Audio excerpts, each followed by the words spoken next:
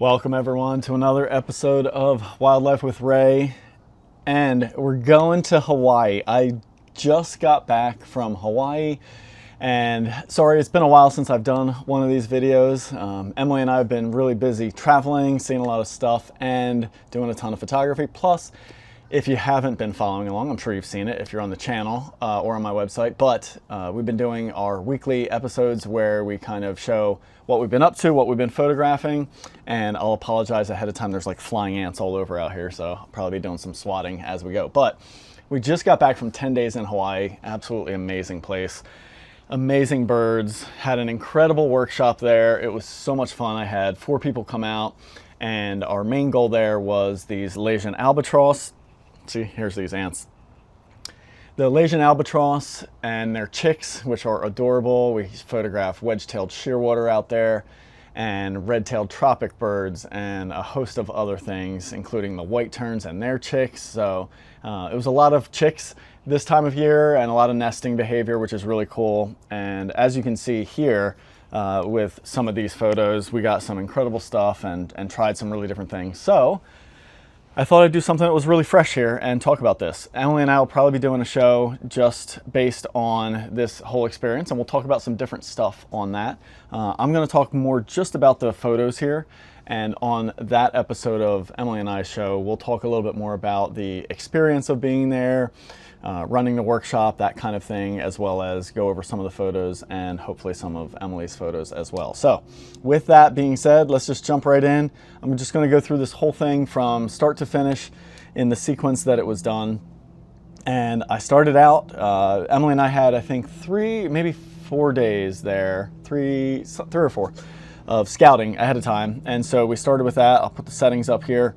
The first morning we went out to photograph these red-footed boobies. They don't really land on shore where we can get to, but they fly by just like you saw here. Got out there early, so I did some slow exposure stuff. You're gonna see a lot of that in this entire show. It was definitely something I've been experimenting with a lot more lately and just kind of working with and enjoying.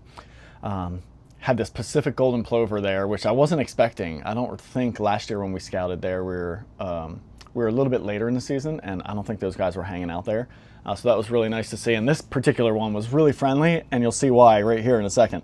He was actually, he went up and hung out with some of these other birds. You got a red-crested cardinal here and a common myna, and they were feeding on some pizza scraps, which was pretty wild to see. And this golden plover, Pacific golden plover, was hanging out in the mix trying to get some. It was really funny too. He was like the biggest bird there, but didn't seem to want to like push in. I think the myna kind of ran the show there. And then after the pizza was gone, I was able to get some of these as well, which meant I got some really nice portraits of this bird. He gave me some head-on poses. I got really close. I did have my teleconverter in that morning because I knew or kind of expected the red-footed boobies were going to be flying out further, which was kind of a mistake in the end. I should have not bothered because they were flying really close that day, but it did allow me to get some of these really nice type portraits of this bird before it kind of wandered out. Then it was back to the ocean view and photographing. Here's some wedge-tailed shearwater flying by, some more of them. With this kind of stuff, for me, it's always about, like, these clouds are stunning, right? So a silhouette shot is really nice and beautiful. If I expose for the bird there, the sky's just gonna wash out and be white, so it's gonna look pretty crappy, in my opinion, at least for what I'm trying to do. But when you get skies like this, and I think there was, I guess these are the 3, yeah. But stuff like this, it's all, I'm just waiting for it to time to have it come right into those rays of light, you know? So I'm tracking the bird and then hoping it's gonna pop up, give me a nice profile, and all this stuff doesn't happen very often, but there's enough birds flying around that if you kind of pay attention to those areas, it's kind of pretty easy to make this kind of shot happen, honestly. It doesn't feel like too much of a challenge when you have enough birds flying around. And it's pretty cool. I think it just really shows off the habitat and the dramatic landscape that you can get out over these ocean habitats like that. So also try to get just some nice shots of these beautiful birds flying by. They are stunners. And then they were coming over some distant hills in the background and over the waves.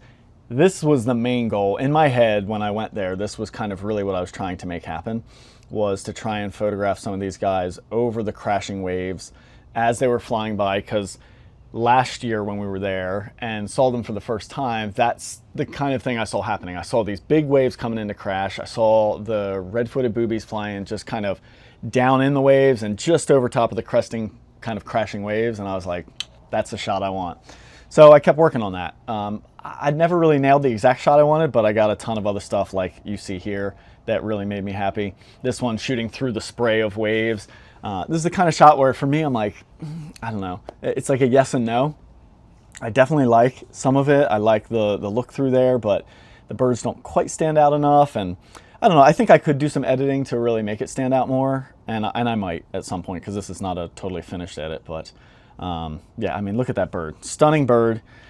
Beautiful coloration. A lot of them are in full breeding plumage, so they're one of the more colorful boobies with their faces and everything, and just yeah, just a stunner, that's for sure. So happy to get some close flybys, and then just some more showing off the scenery. Back to some shearwater flying through with some crashing. I don't know if this was, I think this was crashing waves, or maybe the rocks in the foreground. I can't forget which. And then the islands offshore, really, really nice as a background. So just tons of stuff to do with them. And then we went back to where Emily and I had some red-tailed tropic birds last year, found this guy on basically the same exact nest. I think it may have been 1 or 2 holes over from where it was. They nest in these rock crevices on the insane like volcanic coastline. It looks amazing. So got one of those. Then we started our scouting for the white terns, found some of these, I think, what's this guy? It's a rose-ringed parakeet on the way. So that was kind of cool, finding them as we were searching for those terns. Also got some red-vented bulbul while we were searching for that, Java sparrow, and then it was the first scouting morning out to see the albatross. So these are Lasian albatross, just stunning birds. The size and scale of them is kind of impressive as well. And we had a really nice morning with this just nice pastel tones and a pair of them that were hanging out like really, really close. It is a restricted area that you can't just roam around and wander into their nests and stuff like that. So you have to kind of stay on trails, but the birds wander all over the place and fly and land wherever they want, especially the ones that don't seem to have chicks or haven't been paired up. And they're just constantly doing courtship behavior and just wandering around. And so you get portraits like this, some opportunities if they go into the right place. Here's that courtship behavior I was talking about. One of the funniest, look it up. I do have some videos, I just don't have them prepared yet because like I said, we just got back, but just so damn funny to watch these birds. They make me laugh every single time. Plus it's really neat to see that sort of intimate connection with them. So all this on the first outing, 100 to 400. I just brought that for flexibility. And then I don't know if I brought a wide angle. I probably did bring a wide angle with me. I don't think I ever went out there without any wide angle lens. But mostly it looks like I stuck with that 100 to 400 that morning. We had some really nice dramatic skies, so back to some silhouettes for that. And then when the light popped a little bit, just trying to get some nice portraits of these birds. And then here's that trio interacting again. And then just trying to isolate this individual and do some stuff, get some nice dramatic split light on them, looking head on like that. This was back to scouting for some more terns, I think, that same evening. So this is still scouting all before the workshop, and we're in more of an urban environment for that. So just trying to play around with that. Found some terns, found this chick, really smaller, or no, this one was one of the bigger chicks, that's right. And it was really cool to see it getting fed. I have some photos of the smaller chick, but just didn't turn out that great. It was one of those situations where the background was just so close to the bird that, you know, I wasn't really able to kind of share it out, or separate it out is what I meant to say. So again, I brought the teleconverter on this because I knew they were going to be a little bit higher in the tree. I think we had scouted them midday, went back to shoot them in the evening when the light was a little bit better. So ended up in some urban environment, so shot some pigeons with that, and then we found this guy. Believe it or not, this was a tip we had gotten from somebody, so we found this guy in a mall. Actually, right in town, in a big city there. They're nesting in a tree that's in the mall. Pretty crazy, but this guy was right there, allowed us to get really, really close. Didn't care one bit about people, obviously. There's people walking by all day long. And so we were able to really have some fun and get some different photos and angles. And we actually shot it into the dusk hour. So we got some of that blue hour kind of light happening and a little bit of urban light filtering in. Here's one that I really, really liked. Shows off these birds. They're just a stunning bird. Went out the next morning, did a hike for some of the endemic species. This is not one of the endemics. This is a red-crested cardinal. Beautiful bird and some really nice habitat there, but they are introduced species, just like this red-billed Leothrix, I think is how you pronounce that. It's really sad. There's some amazing birds to see there, but half of them are probably even more introduced to the islands. But here is one of the endemics. So this is the Amakihi, and I think I'm pronouncing that right, but beautiful little honey creeper that you can see at some of the higher elevations, and actually caught him feeding on the flowers here, which was really neat. I would have really liked to get him closer, but I was already at 400 millimeter. I didn't have the teleconverter with me. I think this is cropped a good bit, but even though he's still so small, I did some editing to kind of make him stand out. Let's see, let's hop into the original here. Take a look. Yeah, so you can see that's straight out of camera, and then I did that just to kind of get him to pop, which I think worked really well. But the crop on it, I thought it just worked really well. I love the framing of the flowers, the way everything kind of laid out there. And yeah, it's just one that I really enjoyed. And then we found this white rump shama that was like putting on a show. Just, we walked around this one corner. He was just sitting right there singing away. Beautiful song. I managed to get some video of him as well and get some of these nice portraits. I have a few more, but I just wanted to show one of these to kind of get through it. And then found some more Amakihi up at higher elevation, up on this one beautiful ridge. Stunning landscape up there. It was worth the hike just to go see it. And you know, that's one of the things that I really loved doing at a lot of the places that I took my clients.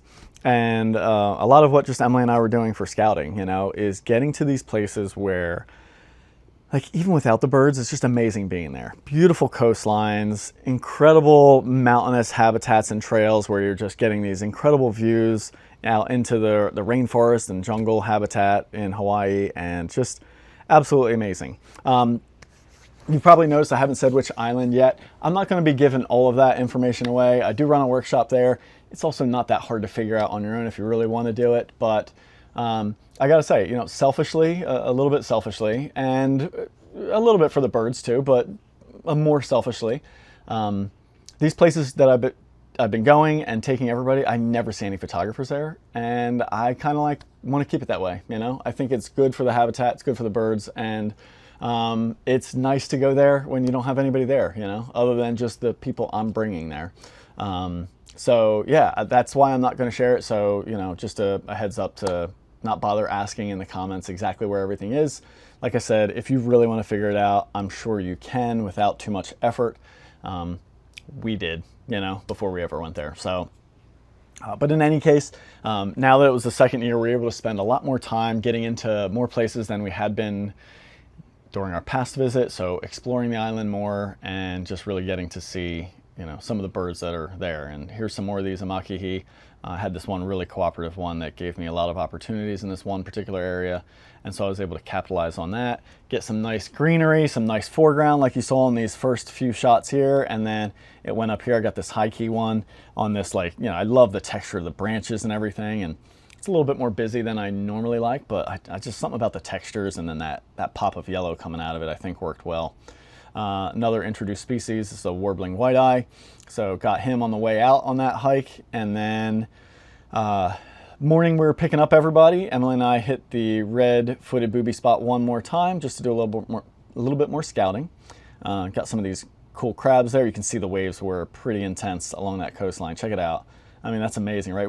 But the cool part is we get to sit there and the rocks break up the waves before they actually get to us. So you can kind of shoot from a perspective lower than the crest, like the crashing wave height, which is really, really neat.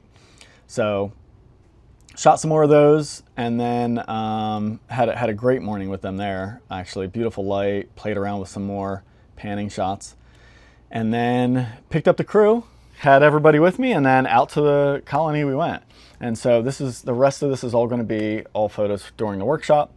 And you know, the beauty of seabird colonies like this is I get to shoot a decent amount there, you know. Obviously I'm trying to make sure everybody's getting shots and teaching, but the best way I love to teach on these workshops like this is to have a camera with me. You know, yeah, I feel like I'm pretty good at looking at a scene with my eye and translating that into how the camera will work. But I don't know, having a camera in my hand, having different lenses attached really gets me, more excited and trying different things. And when I try different things, I can come up with, unique backgrounds, unique compositions, different ways of thinking and shooting that I get to share with everybody. And that's really how I like to approach sharing and teaching at a lot of these workshops, is just by kind of myself being excited and getting them shots. Now, of course, the priority is always them, and I don't really start doing that stuff until everybody's getting shots. But like I said, the beauty of a seabird colony is there's always something around. There's always birds, and all of these birds tend to not care about us even a little bit. So you get these beautiful shots of these albatross like this, and that's what we had at first. We had just 2 of them this time instead of the 3, doing the courtship ritual right in front of us. Beautiful light. This guy decided to take off and fly right over us. I shot this 24 to 120 at 30 millimeter. Not the best exposure. It happened out of nowhere. I wasn't really ready, but kind of cool to see. And then I was playing around with some ultra wide stuff, shooting the 10 millimeter out there. Again, trying to push everybody to shoot more wide angle stuff. We got these really great wedge-tailed shearwater that just hang out really close in some beautiful spots. And so mixing it up back and forth, shooting the wide stuff with some incredibly stormy, dramatic skies. Look at that. I mean, these birds will fly right into your face, basically. It's amazing stuff. Next morning, back out to the tropic birds, and when Emily and I were there, we had found even more of them, which was great. So we were able to really take advantage of trying some nesting stuff. They were sitting there. Absolute and utter care was taken with these birds to make sure we weren't disturbing them. I walked in one person at a time and then just made sure we were moving really slow. Absolutely no disturbance behavior was happening. The birds never moved off their nest. We went in and got these shots and got out. So you can rest assured that we did not bother these birds at all, because that's like absolutely the last thing I'd want to do, especially with nesting birds, right? So we did a little bit of that at sunrise, and then it was all about the flight shots. We had some really good flight that morning. You can see the backgrounds and the rocks and the formations and the shoreline, and even just out over the sky and water make for some great shots. All this 100 to 400. I love shooting against the coastline like this. This is my kind of photography. It really is. I love seeing this kind of stuff, them fly in front of that. And the beauty of these cameras now too is like being able to compose. Like this is pretty much, I think, like let's take a look. Yeah, I mean just a little bit of a crop, right? So getting to compose the bird a little bit higher, a little bit more left in the frame, not quite far enough, but it starts to happen, trying to compose these things in flight. There you go, there's another one, kind of top left corner, and let's take a look at that one. You can see again, just taking that little bit off the top left there. But my whole point is the mirrorless cameras and their ability to track now is just incredible. So really cool to be able to compose these shots in flight. And a couple of these birds gave us like just time after time, just flying right by us, trying to inspect and land, almost landing right in front of us. So the entire group got some amazing shots. It was so much fun. It was really fun to watch everybody too, getting these shots and being so excited with these tropic birds. They are stunning birds, especially with that tail, and getting to see them flying in this beautiful morning light like that was incredible. So a lot of fun we had with those tropic birds on that first morning. Yeah, and this guy came in, I had the 24 to 120 on, just kind of like landed really close. Back out to the colony again that evening, and then just doing a little bit more flight shots, just concentrating on the scenery and the mountains in the background. So, you'll notice it's like each outing kind of has almost like a different theme. And it's not that I don't cross over and shoot some similar things each time, but the first time out there was maybe getting everybody to concentrate more on portraits. Second time out, everybody's concentrating a little bit more on flight. Third time out, and even towards the end of this one, we kind of split it up. It was like long telephoto stuff, and then let's do some more wide angle portrait stuff like this. I had the 10 out there again, plus the 24 to 120, so certainly mixing it up. But how cool when you can get an albatross flying that close, so you can get them at 10 millimeter. And then let's see, I guess I'm trying to remember what happened the rest of that time, but this was another evening. We actually went out for some urban stuff.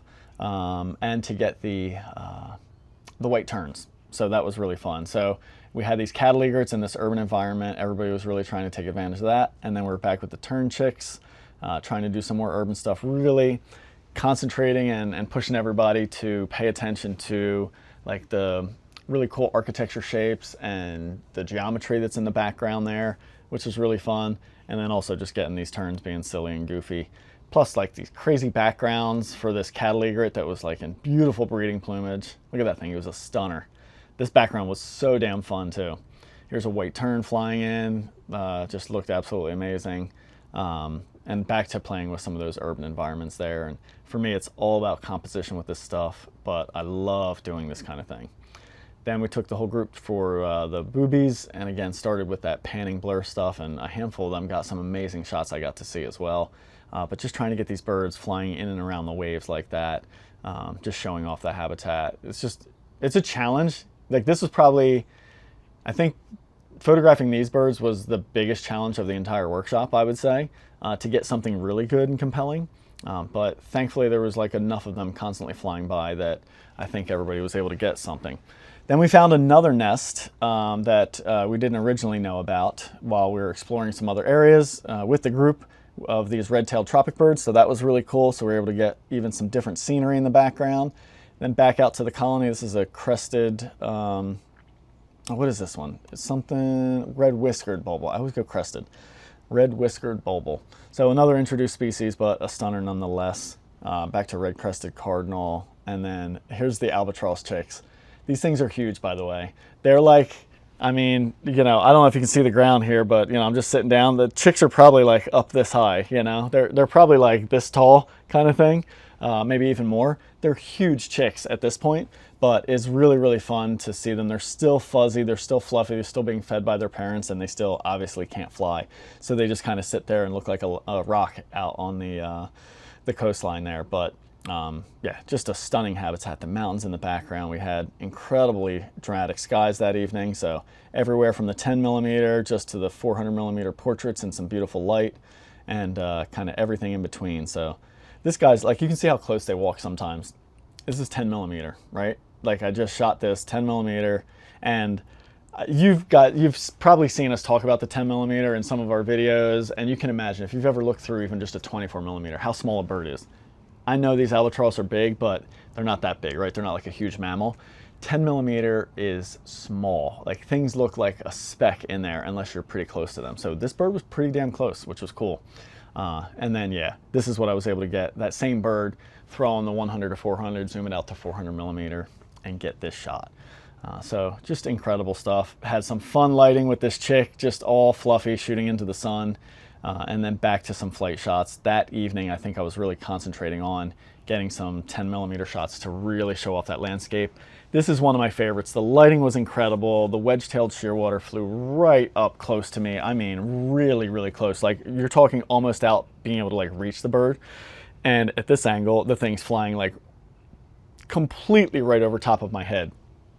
It's like right there because this 10mm sees so wide, but it gets to show off that landscape, and you can see that coastline is incredible, right? So anybody, if you're loving these photos and you're interested, get in touch with me. I'm going to be running this. I should have the details out either right when this video comes out or very shortly. I'll have all my details finalized for the workshop next year, but you can join me on this one. Trust me, it's worth it. It is by far probably not by far. I love all the workshops that I run, but I think this is actually one of my favorites just because of the landscape and the remoteness and the privacy that you get with no other photographers around. I mean, you know, most of the places I go, I try to get everybody out in some really remote places and, you know, kind of spend some time feeling like you're really in nature. And I'm about to do that when I go to Nome, Alaska to run some workshops up there. That's going to be some really remote stuff, but even there, you're going to see more cars and just people passing by. It's amazing at these places, like especially at this colony. When we get out there, there is almost nobody around. And photographers, forget it. We didn't see, me and Emily, the entire 10 days we were there, when I was there with the group, we didn't see a single, not one other wildlife photographer out there.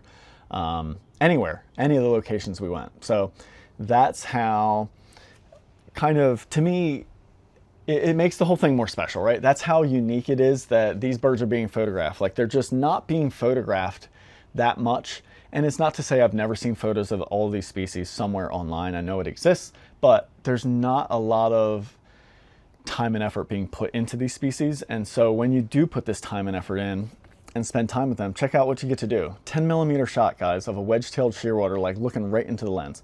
Like, he was just curious, like no fear. I was able to walk up to him, crouch down real slowly push my camera and lens in there. And next thing you know, he's actually like leaning out and like looking into the lens and checking it out. And so I was able to get shots like this. Like, where else can you do stuff like that? Not many places, I can say that. I've tried, you know? Yeah, here's another one with the 10mm, just like incredible stuff that we're able to kind of get out there and do that with these birds. One of the evenings had an incredible sky out there.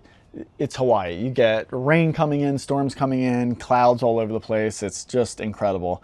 And trying to photograph these birds in that space, why not, right? We're going to show off that amazing habitat back there. So even like this with the clouds, this is actually a random red-footed booby flying over out at the albatross colony. But you get those mountains below, and I just love this stuff. I really do. I think it's so incredibly beautiful and scenic, and then you just show off these stunning albatross flying, you know, or just sitting there in beautiful, stunning light, right? I took the 28-400 out with me on this particular outing. That's the only lens I brought with me. I brought one lens out with me. Now, it was the 28-400, so it kind of covers the range, right? Here you can see 28mm, there's 400mm. But like, this is what you can do. Like, check this out, guys. This was the same bird in the same spot. It did not move. I did not move. That's what this lens does, right? Like, look at the difference there. Two completely and utterly different photographs. They have a different feel to them. They show off a completely different side of everything. The photo on the right shows off the habitat, the scenery, the clouds. It's all about the cloudscape there and those dramatic skies. And then the left one, just a clean, classic portrait with a nice, smooth, out of focus background. And granted, yeah, like, look at the settings. It's an f8 lens when you're shooting at 400mm, but look at that background. It looks completely fine. So if your subject's close enough and you're paying attention to your background distances, you can make beautiful portraits with this lens, and then a split second later, zoom it to 28mm and get a shot like this. What other lens? I don't know of another lens that does that. And there aren't any, you know? Like, there's no other lenses that go all the way from 28-400 that I'm aware of. At least with this quality and speed of focus and all that stuff. So I was happy. It was kind of a fun challenge to take that out on this particular outing and do all this kind of stuff. And you can see 28mm, 400mm. They're similar kind of thing. That's not the exact same bird in the same moment, but it's flying in the same area. So you get the idea, right? Just a flight portrait versus these wider angle, you know, in this case, 35mm shots. I can't remember if this was the night we got the rainbow. We'll see. I don't think it was, but I'm not positive.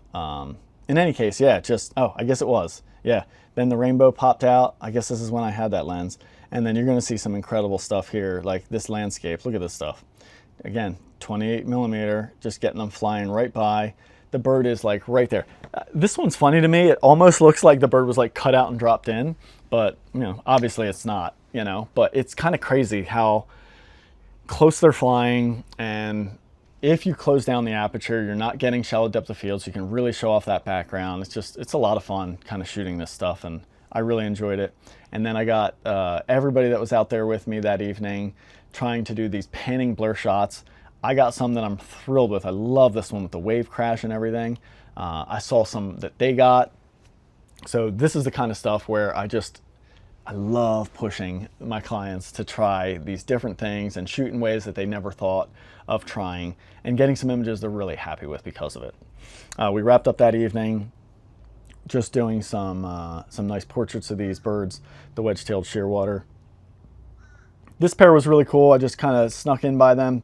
They were sitting there interacting, preening. So I got them. There's a dark morph and the more standard morph on the right. So it was really cool just getting them chewing on each other's heads.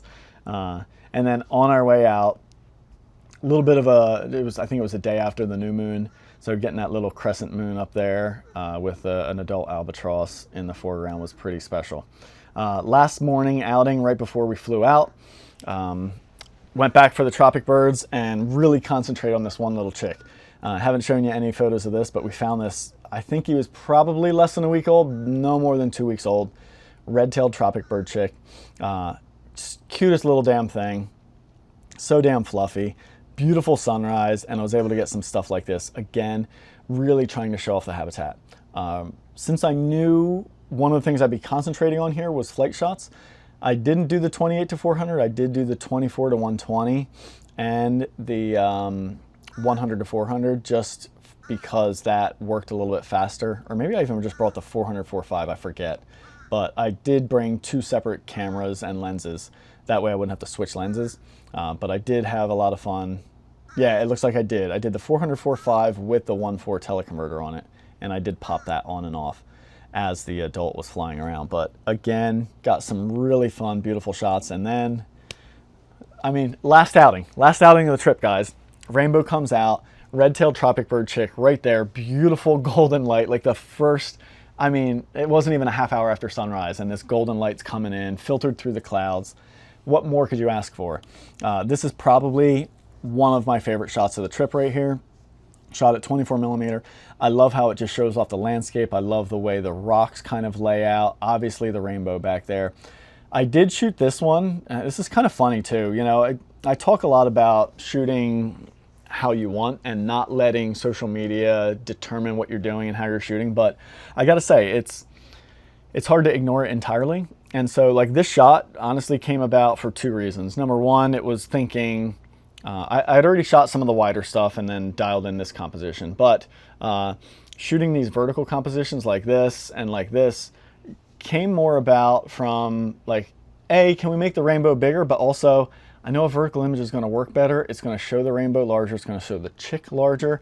I could tell in a shot like this, you know, imagine if I were to take that and shrink it down and put it on my phone horizontally while my phone is vertical. It's going to be a thumbnail, right? It's going to be so tiny. And so I know this photo isn't going to translate. It doesn't mean I might not share this photo anyway, because I am a firm believer of share what you want on even, no matter how it's being viewed.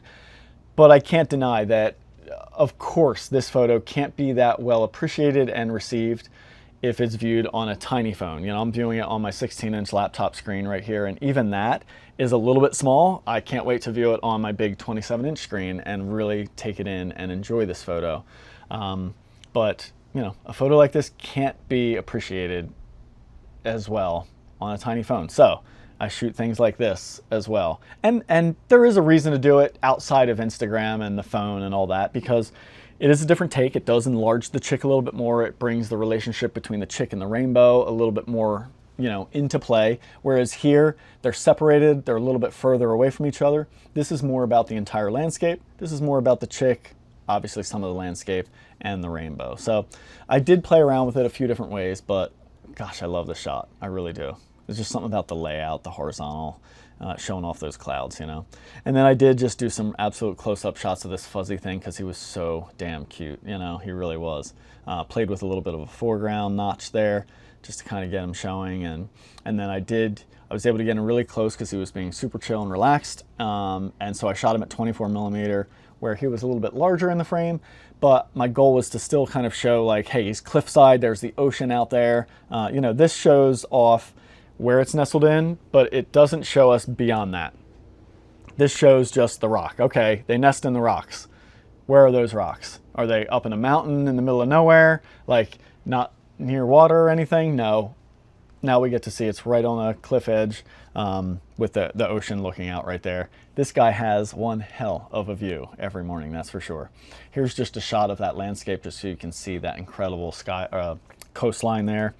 And then we wrapped it up with a little bit more of that adult flying around.